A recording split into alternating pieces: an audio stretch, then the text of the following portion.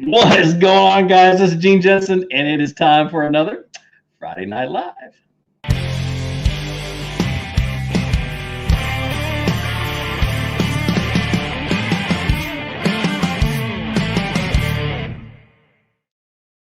What's up, Sean? How you doing, man? Jared, welcome. Glad you could join us today. He says, "Oh snap! This is awesome. My first live chat with the Fluke Master. How cool is that? Hey, I like the picture of that guitar in your thumbnail or your picture, though. That's pretty cool. Pretty cool. I want to let people jump on here, get things rocking and rolling. I really don't have any topics. I've been on the road all day, running around in circles for 5.5 hours, 6 hours of driving. But yeah, it's pretty exciting. I'm getting ready to go to start pre-fishing for this BASS. What they're calling it, the Bass. Anyway, it's the Bass Kayak Series tournament on Logan Martin. So what's going on? Scotty, we'll get to questions here in just a second. Let me get all these things rocking and rolling, get things going on. All right. And then it's a Kiesel. Oh, wow, dude, that's awesome. I have my only guitar that I have left. I've given a bunch of my old guitars away, but I have a Takamine acoustic, one of the original good ones that's got the really good pickups in it.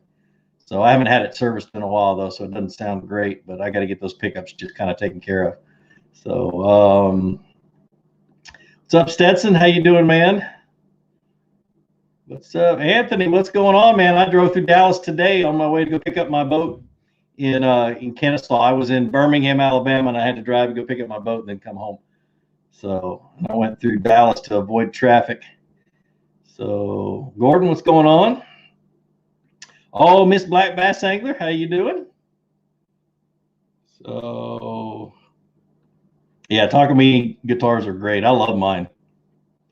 I don't play it as much as I used to, but definitely love mine. So what I enjoy is I enjoy everybody that's telling me where they're from, man. It's just cool to see where everybody is from on here.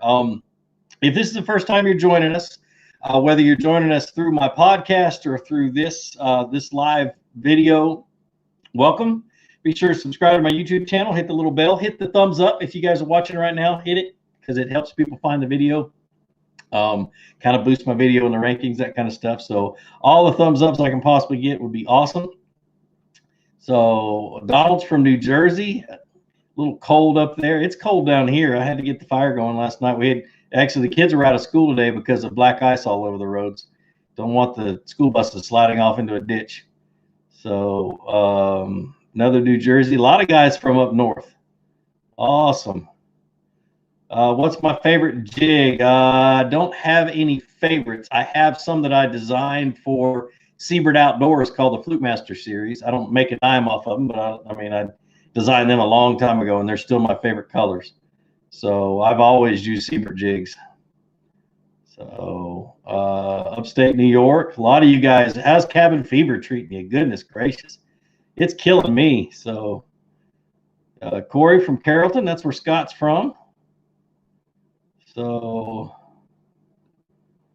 no hands caught in the car doors.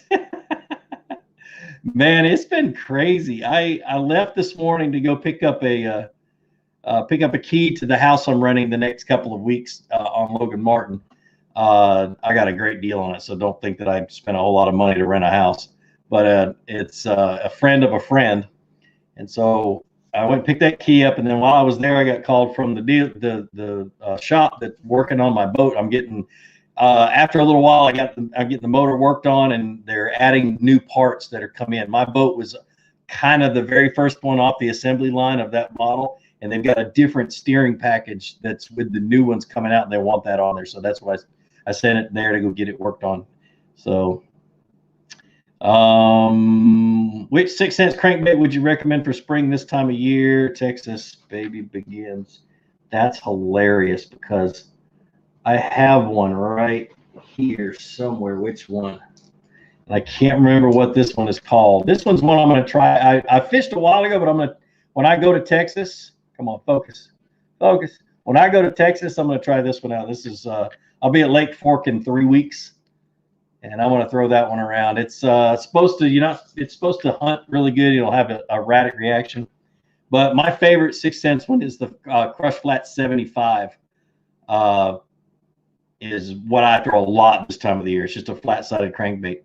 I talked about it in my last video, my Tackle Tuesday. So if those of you guys who haven't seen Tackle Tuesday, it's something I'm going to do, and I'm going to try to do one every single Tuesday. I'm literally going to film like 4 or 5 of them at a time and then stack them up for every Tuesday. But it's where I talk about seasonal tackle. I've got one coming about small pond or bank fishing tackle. I haven't decided what I'm going to name it.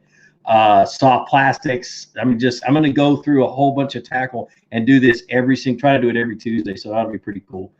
I get into detail about all of them and stuff like that. So, let's see, Dade City, Florida. You guys have good fishing down there right now. What's going on? Tommy, what's going on, man? So, what else? The other thing is my website. I got to remember to talk about that. I've got my website, all of my merch and everything's at flukemaster.com. I got hats. These are really great. These little water bottles I keep hanging around. This is not a sticker. I thought it was a sticker when I first saw it, but it's not. It doesn't. It's on there. So, and it's a Camelback water bottle. I love that thing.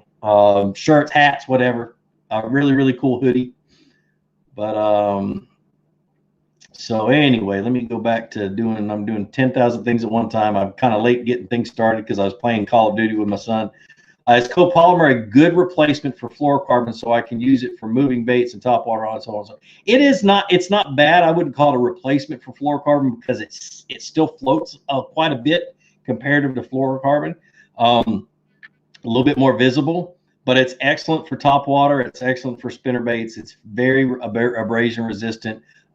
There's only, in my mind, there's only one copolymer brand that is any good, and that's Iserline Triple X Super Copolymer. I used it for like 15 years before I got sponsored by Seagar. Now I don't have to worry about that anymore, but great copolymer. So Al says he loves Tackle Tuesdays. Thanks, man. I appreciate it. So Sean Lay, thanks for the $20, man. Holy cow. Thanks for donating every week. It really does mean a lot. And if it looks like I'm about to throw up, it's because when I picked up my key, I ate it. The guy owned the Marco's Pizza, so I ate half of Marco's Pizza. Not good for my digestion. So I really appreciate that, Sean. Let's see. What would you fish with in Mississippi? I'm serious. It really doesn't matter where I'm fishing this time of the year. If they are pre-spawning, I'm going to be fishing with the same things that I talked about in Tackle Tuesday. I'll be fishing with a chatterbait, a paddle tail swim bait. Did I say paddle tail? That may be in my next video. But a lipless crankbait, a square bill, a flat-sided crankbait, that kind of stuff is what I'm going to be throwing, no matter where I'm at. So, Mosier Boy says, good evening, Fluke Master and friends. The bite is tough here in upstate or in New York or North Carolina this weekend. I believe it. It's just crazy weather. One thing that I've learned, and I'm not going to answer any questions for a minute because I'm going to talk a little bit about this. Is one thing that I've learned from years and years of pre-spawn stuff. Okay, and for like 5 to 10 years, this is what I thought. I thought that the bass would move up towards the spawning flats. They'd get up on the spawning flats, and the cold front would move through, and they'd move all the way back out here, and then they'd come back up again. Or as they're moving towards the spawning flats, they've got these places where they stop, and if it got cold, you had a big cold front, they'd move back to their winter hots. They don't typically do that. They'll move up as they're traveling back into creeks and back towards the early spawning areas. They stop at like rock piles and transition places where it goes from big rock to little rock or little rock to sand, just something different along the shallows. And as they're working their way back, if a cold front hits, they just stop. They stop moving back. As the water starts to warm up, they move again. They might go a little bit deeper, but that's about it. And if they're already up on the spawning flat, they'll pull off on that first drop if it gets colder. And so for me, I always pictured them as going backwards, and they don't. They just kind of stop. So you guys remember that. So, oh my goodness. Hold on a second. Oh, look at that. King of their Bass TV. Man, I talked to your dad this week, Noah. This is Noah Pescatelli. Thanks for the $10, man. He's killing it on YouTube right now. I'm so proud of how hard he's been working and doing that. I mean, proud isn't even half of it, dude. That's awesome. If you guys haven't followed Noah, go follow him. Dude Fish TV, love the content, brother. You've been a huge influence on my channel. Keep fishing. Awesome. Let's see. Stephen Guthrie says, I just spent $350 on a new swim bait. Whew. Set up without my wife knowing it. So if I go missing, you know what happened. Oh, man. That's funny, Stephen.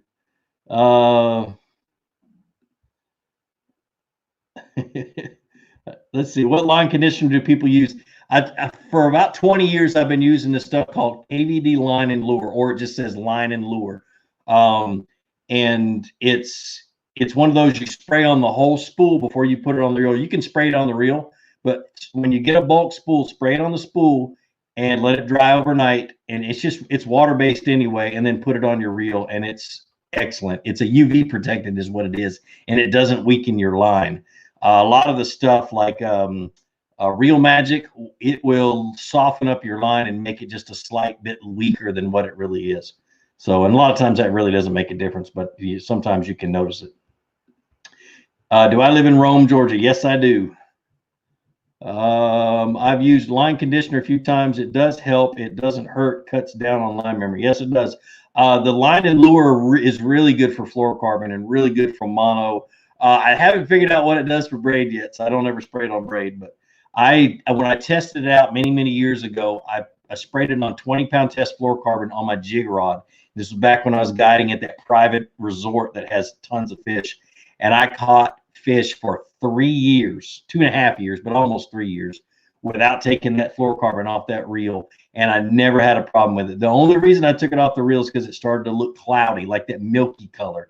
And I thought it was going bad. And I talked to the guys a couple of years ago, told them the story at Seagar, and they said it would have lasted at least another year or two. It just would have been discolored. So I thought that was pretty cool. So, hey, Flipmaster, you catching right now? Not right now. The weather, we've had flooding conditions. It's been raining all day, all 2 weeks, I think. And so I've really been taking care of my house and getting ready for my trips. I got a trip to Logan Martin the next 2 weeks, and then to Lake Fork the week after that. So I've really been getting ready for that. So Dude Fish TV, thanks for the $5, man. He says, love the content, brother. You've been a huge influence on my channel. Keep fishing. Thanks, brother. I really appreciate it. Woo, Tyler Sexton, what's up, man? I just saw hold on. What are you doing donating $50?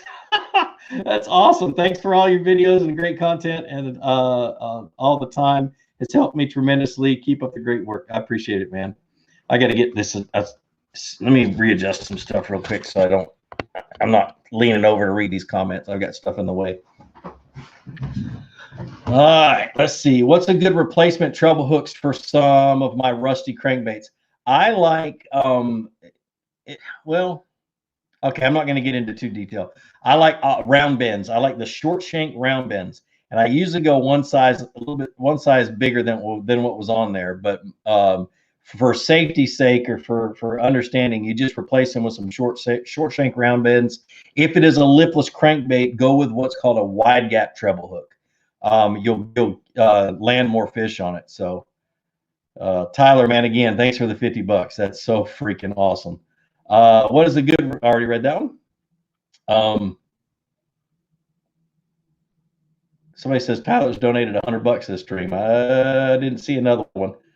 Maybe it had, maybe it didn't. Do you use any fish scent? If so, what kind? I use JJ's Magic. It's some of the smelliest garlic scent you ever had, but it's really good. So what do you think of the new Plano Edge Master Terminal box? I like it. I don't own one.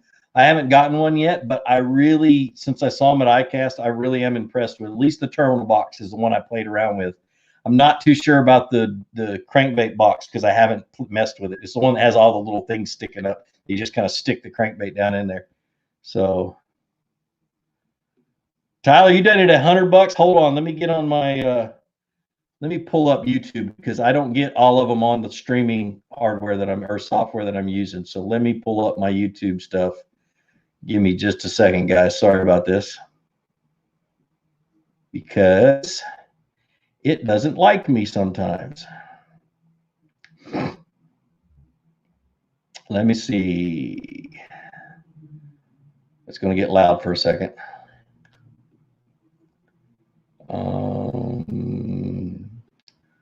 Sorry, guys. And let me mute myself. There we go. And bring it down here and over to my other computer. All right. Cool. Let me look for the comments.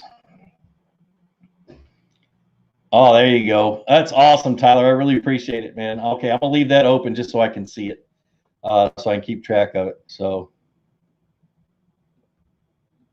all right, here we go. Back at it. I know that was boring, and I apologize. All right, so let's go back to answer some questions.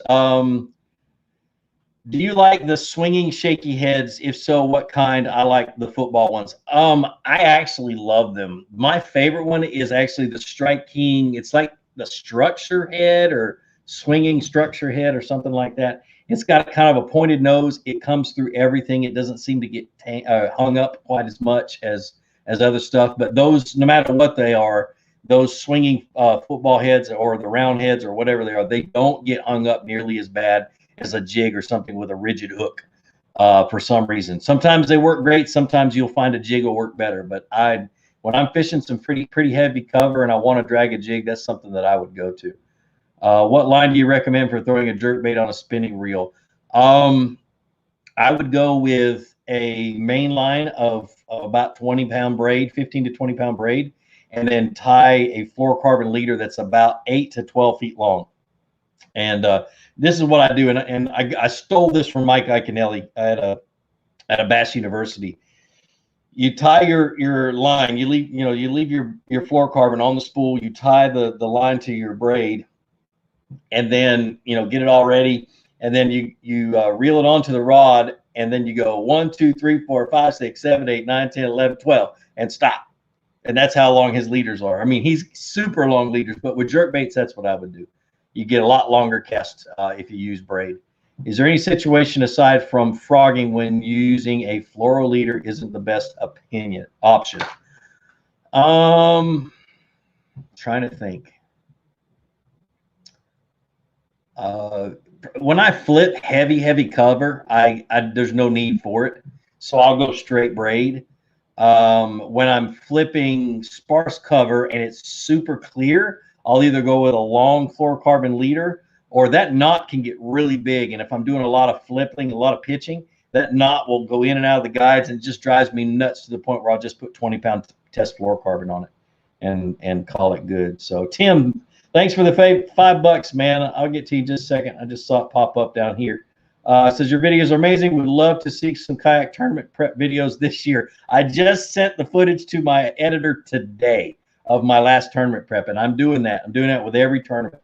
So I forgot to send it to him. I sent him like the first 2 days of pre-fishing and the tournament and stuff like that, but I forgot to send him that. So hopefully we'll have it the next couple of days, and I'll get all those videos out to you guys.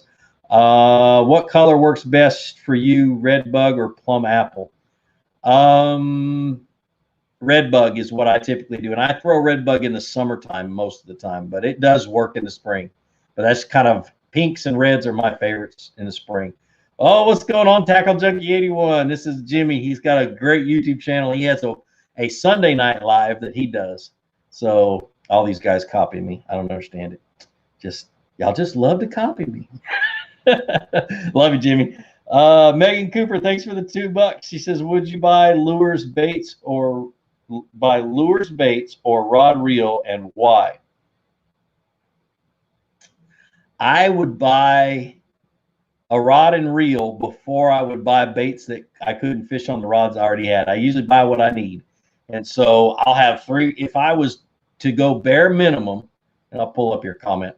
If I was to go bare minimum, I literally would buy 3 rods, a medium spinning rod, a medium bait caster, and a medium heavy bait caster. And then I would go and worry about buying extra extra tackle. So what's a good middle of the road rod brand? I don't say pole, but anyway, on a budget, but I want a decent one. I'm gonna recommend my sponsors. You can go out and look for other deals, but I really feel like the reason I'm with 13 and been with them for 4.5 years is because I feel like they are the best deal on the market. You get more than what you pay for. So like their $80 fake chromes that I use all the time, they feel like about $120 rod is about where their price point feels like. That's how they fish.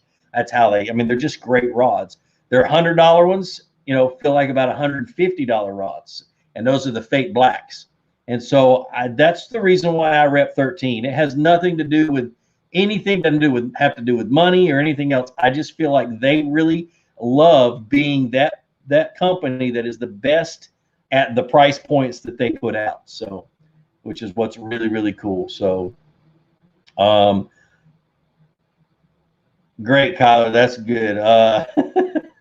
I appreciate that comment. We're not going to say it again or say it out loud. If you had to have 3 rod and reel setups, what would you have? I just answered that one for you, Stetson, without reading your comment. Let me pull down. Let's see.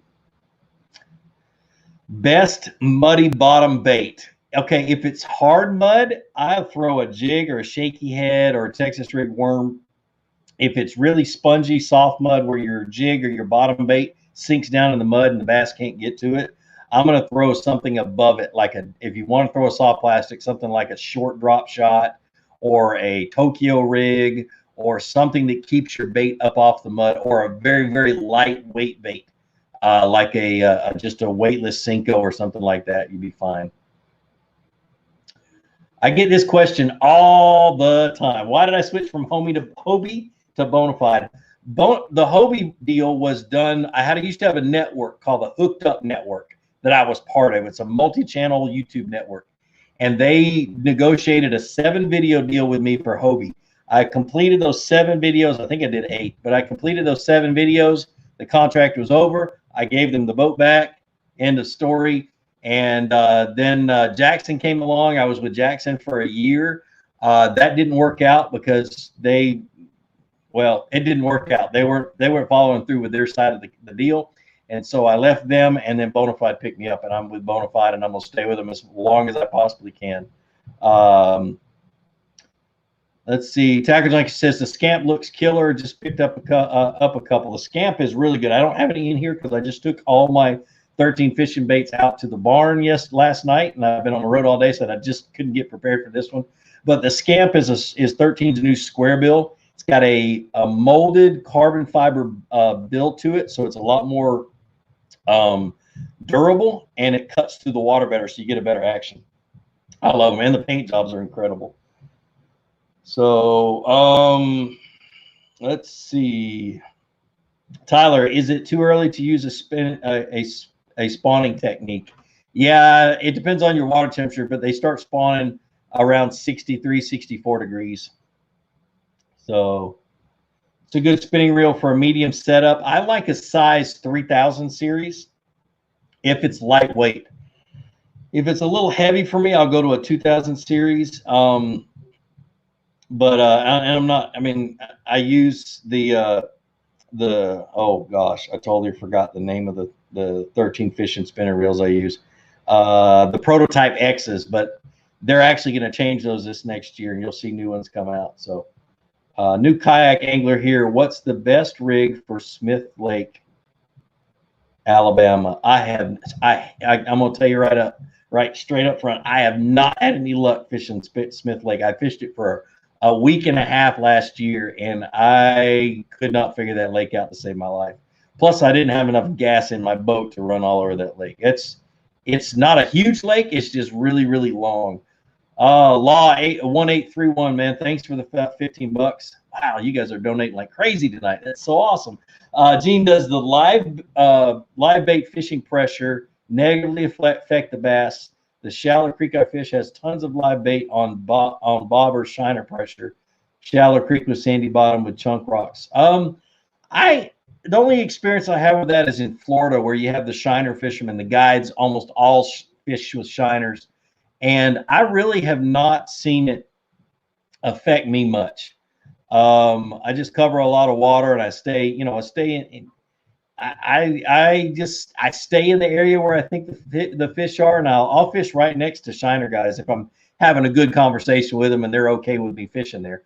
But I'll sit there and catch fish right alongside them. I don't know. I've never had that issue. So, May Dude Outdoors, he says, I moved to Covington, Georgia 2 years ago and got into bass fishing more to have a hobby. I've tried Charlie Elliott WMA, but I haven't had any luck with the little time I've gotten out there. So, May Dude, I don't know if you know this or not. I grew up in Covington, Georgia. I have fished Charlie Elliott public fishing area since they opened it up. I was 16 the year they opened it up, and I was there all the time. It's changed a lot over the years. A lot of the wood isn't there that was there back then. But I tell you, fish on the 15th to the 20th of March. Go fish. It's a walk-in lake, and I cannot remember. It's north. Okay, so fish the walk-in lake just to the north side of Bennett. That you've got to go around the backside parking and walk in. It's only a couple hundred yards to get a walk in. But that lake is always on fire mid-March for some reason. Always. Without a doubt, man. That's so awesome. I hope you enjoy Covington. My mom still lives there. Which situation would you pick swim baits? Which situations would you pick swim bait heads with line ties on top versus inline? I almost always throw them on jig heads because I'm usually bouncing them on the bottom. If I'm going to fish too close to the bottom, I'm not going to use a line through. If I'm using open water techniques and stuff like that, a line through with a treble hook is just fine. It won't get hung up. But yeah, I almost always fish mine on the bottom, so I'm always going to have a regular jig head with a line tie, with a lead head. Whoa, Jake, thanks for the $10, man. That's awesome. I really, really appreciate it. Let's see. Dude, that's a big bass you're holding in your picture. That's awesome. Gene wanted to say thank you. A lot of the videos you've made helped me get to where I am today. Without a lot of your teachings, I can't say I'd have the success I have had today. Man, that's awesome. That's why I do this. That's why I love teaching. That's why I love talking fishing. That's why I spend too long at the tackle shop talking to people. I just really enjoy what I'm doing. It's a blast. Did you make a video with Chip Pippin? I did not. Chad Hoover's wife went into, I had an emergency surgery done. He had to go home, and I had to take his place filming his TV show. So plans changed very quickly, and I didn't have a chance to really do anything else. So let's see. DB Fishing says, have I ever fished Unicoi Lake? Read on GON article. GON is Georgia Outdoor News for you guys that don't know. Article several years ago about giants being caught there. I have never fished Unicoi. I haven't. I need to go take a look at that. Ever fished in Maryland? Nope, I sure haven't. Hold on, guys. One of my mustache hairs is tickling my nose. Jake, I've never fished for bass until about 4 years ago, and this month I won the Hobie BOS at Lake Center. Oh, that was you, dude. Holy crap. Oh, and that was a tough tournament. I mean, that was like really tough. That's pretty cool, dude. Tell me how you caught them. I know that's I'll probably miss it, but I hope I get to read it. What's your plan for the KBF National Championship? I'm going to fish it, Scott. I don't know what my plan is yet. My plan is just to go fish, start pre-fishing here in about a month. So thanks, Gene. I could see the bass, but they weren't interested in anything I threw today. Jerkbait, Cinco, weighted, and wacky rig, rattle trap, Carolina rig, woo, with a long leader. Yeah, sometimes you do. A lot of times I don't like to see them because it usually means they see me too. So, Parker, go Dogs, man. Favorite place to fish in the great state of Georgia? I'm trying to think. It'd have to be right down the road at Rocky Mountain PFA, just because it's real close and it's pretty decent fishing most of the time. So, Stephen Guthrie says, how much will a red or yellow crankbait and a Ned rig play in the Logan Martin tournament? I am not answering that question. only because I'm fishing in it and I really want to win it. So, but I'll show you the picture. I'll show you what's on my desk. See if I do this without knocking them all over. These are all red and yellow. So anyway, those are going to be, yeah. So that's what I'm working on. What was your most productive bait this winter? A jig really was, and a spoon, a flutter spoon, were the two that produced the most for me this winter. I didn't fish a lot this winter though. Vertical jigging a swim bait. Use a top line tie. Yeah, dude. When I like to do that with a small swim bait. Dude Fish TV says I fish for spotted bass and halibut. Oh, spotted bay bass and halibut around Southern California a lot. Do you guys have have halibut on the East Coast? No, we don't. We have flounder, which is a kind of like a halibut, not quite, but it's a lot smaller. So, yeah, that's what they said, Jake. They said that tournament was down and it was pretty tough. Is leader to braid necessary in stained or dingy water? No. No, maybe stained water, but no, I don't get all into that details. I still catch fish. So, caught it on the jackhammer half ounce, not surprised. 3/4 ounce day 2, white and chartreuse specifically. Yeah, that's pretty cool, man. I'll be throwing one of those for the next 4 weeks. Good places to fish in Northeast Georgia. Stetson Jones. Is it Bear Creek Reservoir supposed to be really good? And then of course Lake Hartwell. But yeah, Bear Creek is the first one that came to mind. Tyler says, are you fishing any Tennessee team trails or Watts Bar Opens? I am not right now. The only ones I'm signed up for are the 2 BASS ones, the Logan Martin one, the Lake Fork, Texas one, and then the KBF National Championship. And if I win that, I'm going on vacation with my family because I'm going to win about 70 grand. Hey, Gene, do you have any mounted bass? No, I don't. I don't mount mine. I usually take a really good picture and put it in a frame and put it on the wall. My biggest one is 10 pounds, 12 ounces. Caught it out of a lake just west of Auburn, Alabama. Conspiracy theory, wearing a Georgia hat instantly makes you a better fisherman. I might have to agree with that. Oh, doesn't make you a better quarterback. Ask Jake Prompt. No, Jake was a great quarterback. He just had some tough receiver issues in the last part of this season. Jake Harshman says, skipping under trees against roots, way up against the bank in eddies. Wow. Dude, that's specific. So what I'm talking about with Jake Harshman is he won the Hobie BOS, Bass Open Series tournament on Lake, it wasn't Eufaula, on Seminole.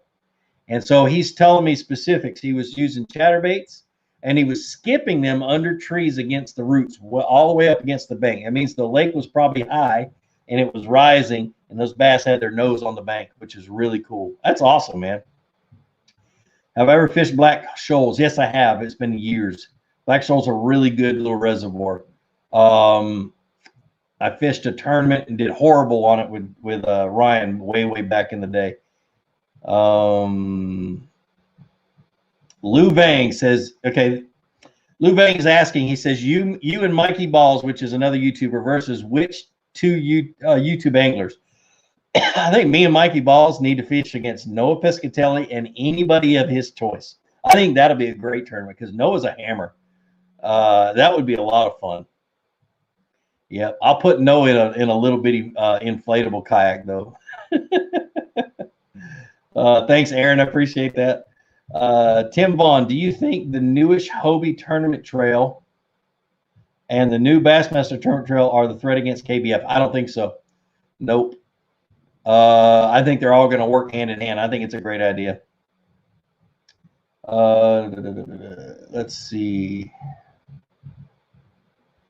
Firefighter Salzano says, just got me some chartreuse JJ's Magic. Can't wait to try it out here in Northern Virginia. Just remember, when you store it, make sure it stores upright. Put it in a container that it'll stay upright, the bottle will. That's the only time it ever leaks out is if it starts to get warm and it's laying on its side, the pressure will push the liquid out of the lid if it's not upright. So what's your best spring bait to use other than a jig? Early spring, when the water temperature is still in the 40s, a jerk bait. Once the water temperature gets in the 50s, I'm going to throw a chatterbait and a lipless crankbait and a flat-sided square bill. As it gets warmer and warmer, I'm going to go faster and faster with those baits. And then once it gets closer to the spawn, I'm going to start throwing like creature baits and stuff like that. I may throw a creature bait earlier than that, but so go-to baits for fishing a new lake. I really don't have any. I let the lake determine what I'm going to throw. I look at the water clarity. I look at the type of cover and structure it has. Like, for instance, I went down to Florida. I took weedless paddle tail swim baits. I took chatterbaits because they come through the grass good. I took spinner baits because they come through the grass good, that kind of stuff. So it just depends on the cover and structure that are on the lake as to what I throw. I try not to have favorites, and I try not to have, you know, go-to baits, because then I don't go to any other bait, and that gets to be a problem. I leave everything out on the table until I figure out what the bass want.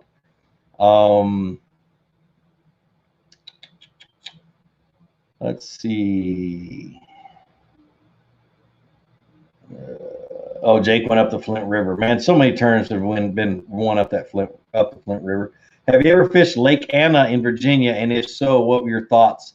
I have not fished it. I have some buddies that used to fish it a lot. They loved it, but I've never fished Lake Anna.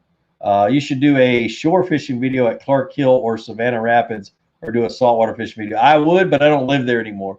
That's 3.5 hours away from me now. So, but yeah, that'd be pretty cool. I know exactly where I'd go bank fishing in Clark's Hill right now. So, when is Oconee going to be ready to fish? It should be ready to fish right now.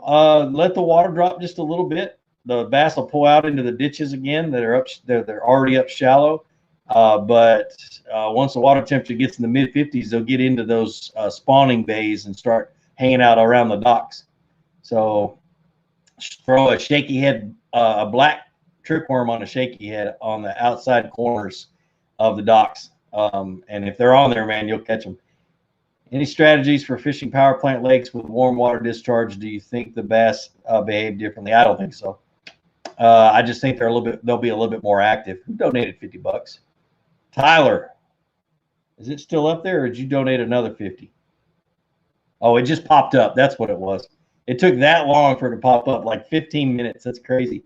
Let's see. Best graph to distinguish small contour changes. I guess it depends on the lake, because a lot of lakes have one, the best one you're going to find is anything that's got 1 foot contours. I use Hummingbird's app. Where is it at? Smartfish is what it's called. That's the first page on it, but it's Humminbird Smartfish, and it's got really good mapping. Let me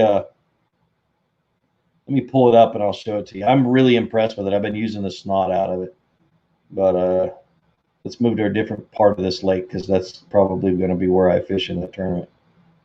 So it's running really slow right now because I'm bulldogging. So look at this. See if I can get into focus. Probably won't.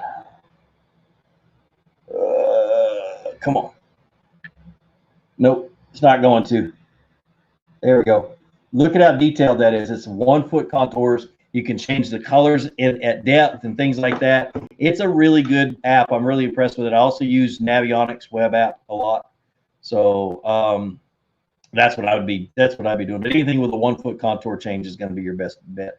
Can you hold a bass by its belly without it flopping around? Sometimes. Smallmouth are a little bit, they don't flop around when you hold them by the belly, but largemouth, it all depends. Sometimes they do, sometimes they don't. Let's see. I have not seen Plano's dye storage box. That'd be cool to see. Have you ever fished Lake Zwarner? I have not. All right, let me get caught up a little bit. I got kind of behind. How did you come up with the name Fluke Master? That's a good question. I back in the early 2000s, 2002, 2003, I joined my first bass fishing forum, and it's actually called the Bass Fishing Homepage. And I had to come up with a screen name. And back then, everybody was calling themselves something master, Bass Master, whatever master. So I was like, just call myself the Fluke Master, because that was the bait as I was learning how to bass fish. That was the bait that I had the most confidence in. So I made myself the Fluke Master. Well, I kept that name and kept it. And every forum that I ever signed up for had, I signed up with that name, and it stuck. When I came to naming my YouTube channel, I actually called it the Fishing Partner, because I wanted it to be an instructional video or channel like I was your fishing partner. And all the guys that knew me on the forums told me I was absolutely full of crap and I was an idiot, and said I needed to change it to the name Fluke Master. And I did. And it stuck. So I couldn't get away from it. But I don't mind. It's all right. So David Goodspeed, thanks for the $5, man. You're awesome. It says, going from Kentucky to Gunnersville this Wednesday.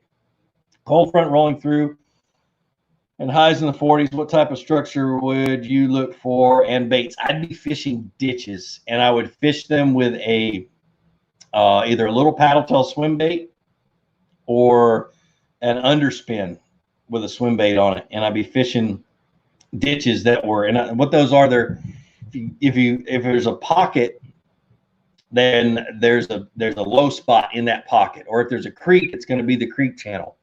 And I'm going to make casts through there and just hope for the best, because that's a tough time to do it. Another thing is mouths of the creeks. I'm going to be fishing the mouths of the major creeks. So, I need to catch my breath.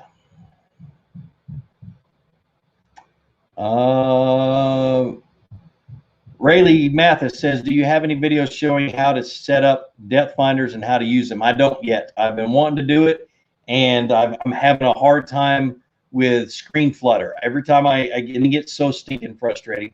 Every time I go to film one, I get that screen flutter, and it's actually on the Ray Marine. It's a big black blob that moves up across the screen, and it's impossible to try to film it. So I'm still trying to figure out how to do that. But yeah, I'll get to it. Blind Grilling says, I love these chats on Fridays. Thanks for taking the time. I appreciate it, man. Joe Nee, he says, what's going on, Gene? I saw the pictures. He says, I had one of my best fishing days on red rattle traps last week. I put together a 20-pound bag by myself in 4 hours. That's awesome, dude. I saw the pictures. I was wondering what you caught them on. Yeah, those were some giants. It's that time of the year, red rattle traps and red crankbaits. I mean, I've got 10 of them sitting right here. See, there's red and orange, red and yellow, red and chartreuse, whatever. Yeah, I got them. Have you ever fished in Arizona? I have not. Nope. I grew up trout fishing with my dad. Well, not grew up, but a few years we went out west, but we'd go to Idaho. So, David Carver, Gene, here in Georgia, do you think we are in the pre-spawn, or do we still have a ways to go considering the weather and could still turn cold? I think they have already started to move up, and they are pre-spawning. Some will still be deep. Some will still be in their winter holes, but I think that first wave of fish have started to move up. And like I said, when the water earlier, like I said earlier in the show, when a cold front comes through, they just kind of stop and hang out where they're at, like points and rock piles and transitions and things like that. They just kind of hang out and wait for it to warm up again, and then they'll move again. So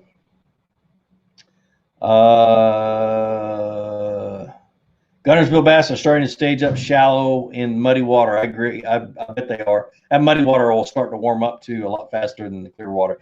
So the reason why you choose Ray Marine unit on your kayak, and which unit is it, and how do you like it?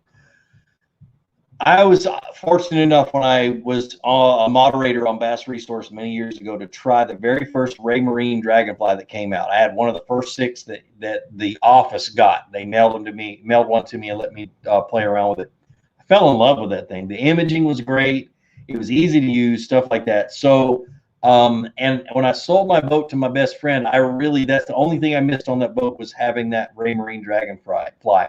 So, on my kayak, I have the Raymarine Element, and it's a higher end version. It's a 9-inch screen, side imaging, down imaging, everything else. I love it. It has a little bit of the mapping is a little buggy, but I'm getting used to it, and I just wish it was touchscreen is the only thing, because I love to be able to do things fast, and with a touchscreen, you're able to do it fast. But as for a unit, it's great. The imaging is great. I really love Raymarine because of their imaging. I'm gonna, it's really helped me find more fish recently, so I really enjoy it. So, somebody asked why I'm still running my Lowrance, and it totally flew past me. But no, I'm not. I'm got Raymarines on my big boat too. Tips for fishing a lake with clay bottoms and no vegetation. Usually when you don't have anything like vegetation, you'll have stumps, or you'll have brush piles that people have put out, or you can put out your own brush piles, but there'll always be drops, and anywhere moving back into a creek or back into a pocket where you have a sudden, it's a flat, and then you have a sudden drop off, and then it keeps going. That drop off that's gonna be a travel route for the bass. They're gonna move up and down that drop off. And so I'm going to drag a jig. I'm going to drag a Carolina rig. I'm going to drag. A good thing about clay bottoms is they don't silt up that much if they've got current that keeps the silt from settling. So I'm going to be throwing something like a jig or Carolina rig or a shaky head or something like that. What does it mean when there are white spots on fluorocarbon? Should I respool? I do. The guys at Seagar say that's really no big deal. It's just that it's starting to oxidize, and it happens after about 3 or 4 years. If it's stored properly, it happens. But I would respool, and I do personally. When it starts to get cloudy, I respool. So let's see. What to use on Chickamauga targeting bigger than average bass when the water settles back to normal? I'm going to use a lipless crankbait. I'm going to use a chatterbait. I'm just going to make sure I have a little bit heavier line, like 15 or 20 pound line on there. I'll probably throw 17 is what I would throw on a chatterbait and a lipless crank. But I'm going to throw the same thing I throw every year this time of year. Suggestion for Lake Fork in mid-April. What color cranks should I throw? I have no clue. It's been 17 years since I fished Lake Fork, and I fished it during the spawn. And you can pretty much throw the boat at them in the spawn and just hope to catch a big one. So what's a good starter kayak to buy? Pat, you know what I would tell you? Buy one that you can afford, but I would go to a paddle shop, honestly. Find your closest paddle shop that sells fishing kayaks. Find out when their demo days are and go get in one and start paddling around. Try to tip it, rock it, get prepared to get wet, but rock it, see how stable it is, stand up in it, mess with it, and then go to the next one, and then go to the next one, and try as many as you can before you make that decision. If you want one right now, you can go to Academy and buy a cheap one and sell it in a year or two or whenever you're ready to get rid of it. But I would suggest go to a demo day or go to a paddle shop that'll let you demo their kayaks. Scott says 60 days before cabin season. Oh, cabin season is over in the cold North Minnesota. Love the Tuesday tackle breakdown video. Thanks, man. I appreciate it. Yeah, I started that for you guys that have cabin fever, because I know that you guys would absolutely love that kind of stuff when you're just sitting there waiting for everything to thaw out. Gene, can you tell me about hold on a second. Can you tell me about the button you have on the side of your hat sometimes? Is it to record a catch? Tell me more. And where do I get one? Maybe. Thanks. Okay. On most of my videos, there's a link in the description that links to that button. It's called the Angler Bullseye, ANGLR. And what it is, I have 3 of them in my truck. I use it every time I go fishing, and it hooks up to the Angler app on my phone. If I catch a fish, I hit the button, my phone dings. It tells me that it has marked where I caught that fish. Time of day, it remembers the weather that was going on then. It's basically a fishing log. I can go in, I can tell it what baits I used. I also use the app to manage my tackle. So it keeps track of the tackle that I have, rods, reels, line, everything. And then you can really get into detail in keeping a fishing log. And after putting in some time and some effort into it, you can, it gets easier and easier, and it gets faster and faster the more information you give it. So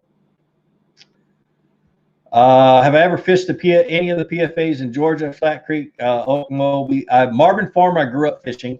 It's also called Charlie Elliott Wildlife Center. Okmulgee, I fished once. McDuffie, I've never fished. Rocky Mountain PFA is 10 miles down the road. I consider that my home lake. So yeah, most of Georgia PFAs are pretty good. The big lakes, they can be hit or miss, but they really do take care of their PFAs. So I actually have had a lot of conversations with the biologist that runs around all of them and does his research. Gene, pre-spawn water temps, are they low 50s to 60s? Pre-spawn, it's not really a set temperature. Pre-spawn is your water gets really cold in the wintertime, but as your nighttime air temperatures are consistently above your water temperature, your water's going to automatically, it's naturally going to warm up.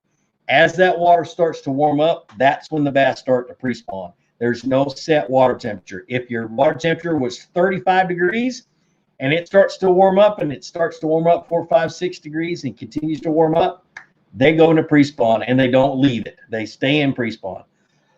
The change in temperatures and the cold fronts that move through just make them stop before they move up. So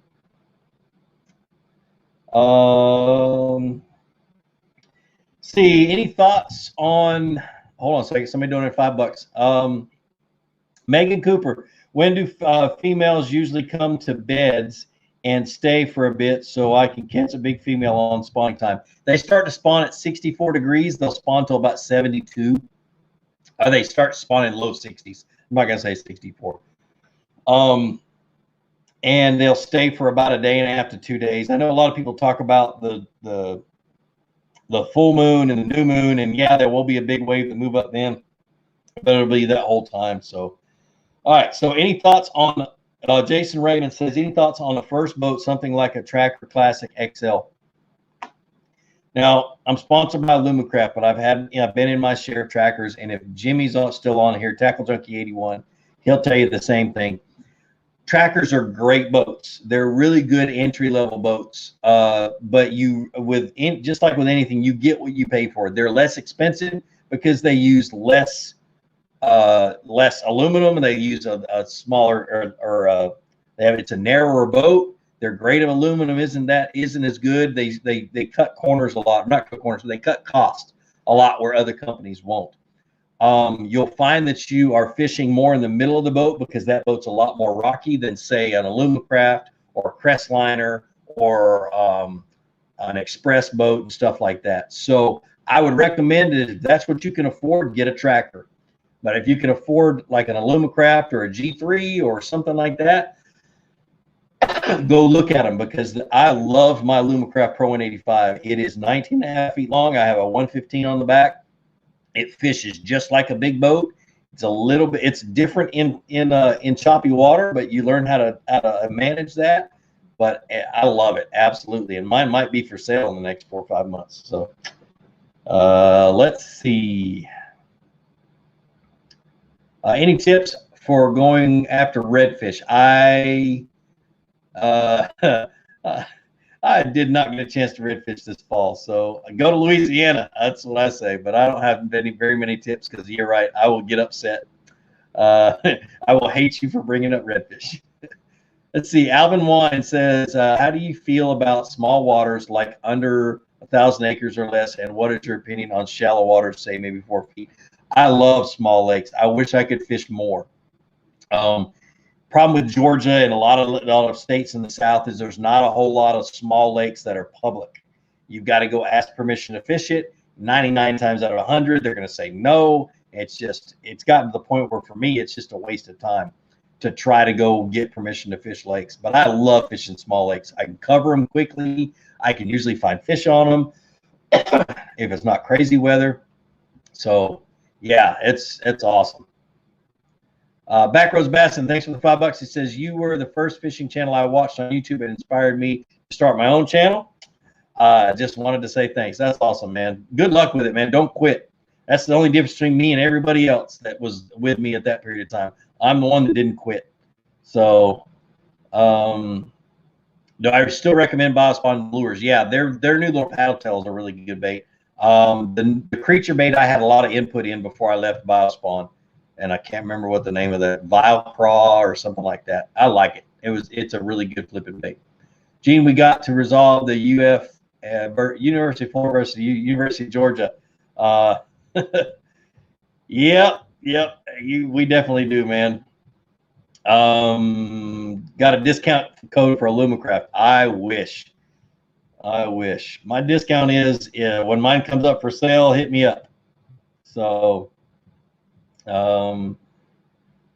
let's see. What would you throw on Altoona tomorrow morning? I would probably throw the boat away. No, Altoona. In this kind of weather, I was looking at the water coming down the Etowah as I was driving past the dam on Altoona today. I don't know, dude. I really don't know. It's probably gonna be pretty muddy. It looked muddy to me, so I'd be throwing a crankbait up shallow on points unless the water's falling. If the water's falling, I'd be off the steep side of the points throwing crankbaits. So. Rod Royal says, I had my G3 aluminum since 2001. Still love it. I agree, man. The thing about aluminum boats, a lot of people have,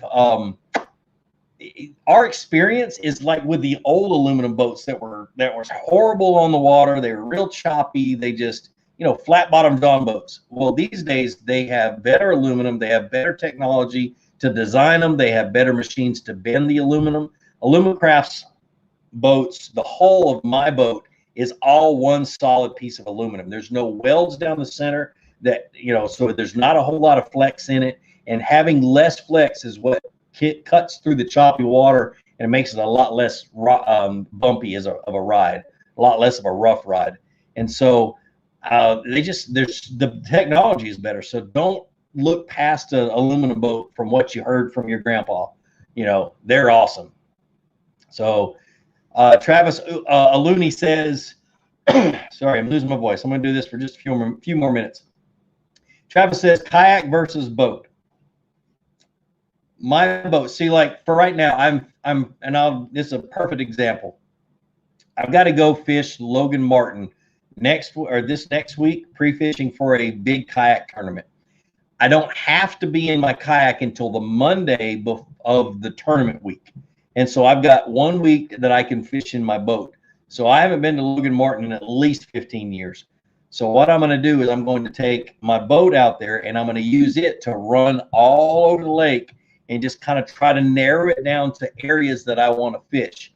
Then I'm going to take my kayak and put it in the water, and I'm going to go find the fish and dial in exactly how I'm going to catch them. I do a better job of finding large areas with my boat because I cover a lot of water. But with a kayak, I do better at finding the fish because it forces me to figure out right where I'm at. So that's the difference. And I love it. I absolutely love catching fish out of a kayak. But a boat is, when you fish big waters, you got to have one. So, hey, Gene, to add to the first boat question, do you prefer aluminum or fiberglass and why? The biggest reason I prefer aluminum over fiberglass is cost per day. It has nothing to do with, you can get a boat loan when you buy a brand new boat. You can get a boat loan for like 20 years, and you can get it to where you can completely afford it per month. But a lot of people don't think about how much money it's going to cost in gas to, one, tow a heavy fiberglass boat to the lake, and two, to run it around on a 200 to 250 horsepower motor. I went from a fiberglass boat that I had borrowed from JJ Pollock, the owner of JJ's Magic. I borrowed it for a month. I was spending $100 to $120 a day in gas. And my aluminum boat, when I got it, I went down to $20 to $40 a day on gas and running the same amount of, pretty much the same distance. Just took me longer to get there. So that's the difference. And I fish 200 to 250 days a year. Do the math. That's a heck of a lot of money if I'm running a fiberglass. So that's the reason. Fiberglass is great for choppy water. It's great for big water, but you're going to pay for it. And if you can't afford the daily cost of a boat, then you're getting the wrong boat. So, all right, last question. I am losing my voice, and I'm sorry, guys. What do you think of the little 10 and 12-foot sun dolphin? Seems like a nice middle ground between a yak and a full-on boat if you're broke. They're okay. I actually grew up fishing out of one, and I really I loved them back then. But thinking of it now, they're just, for me, they're hard to load and unload in a boat. You have to carry a heavy battery. You have to carry a trolling motor and all that other stuff. A kayak, you can throw it in the water. You can drag it through the woods. And I have drug a sun dolphin, or what we call a bass raider. I've drug one 1/4 mile across a field and into the woods to a little pond. I've done it. But with a kayak, it's so much easier. So that's my thought behind it. And kayak boats nowadays, or fishing kayaks, are so good for that kind of stuff. And they're made for fishing. They're stable. You can hold a lot of stuff in them and that kind of stuff. So, all right, guys, I'm going to get off of here. My voice is done. I really appreciate you joining me. You guys are awesome. Stay tuned for Tackle Tuesday coming out Tuesday. And as soon as I get all of my pre-fishing and my tournament fishing videos all lined up and I get everything straight, you're going to start seeing them pop out this next week. It's going to be one every day. So stay tuned. Watch all those videos. Share them across your social media. Remember, hit the thumbs up. Subscribe if you haven't subscribed. But like I always say, be sure to introduce somebody to fishing. Introduce them to my channel. Let me help you teach them how to fish. More importantly, get out in the water. Go out and get some fish and have a great day. We'll see you.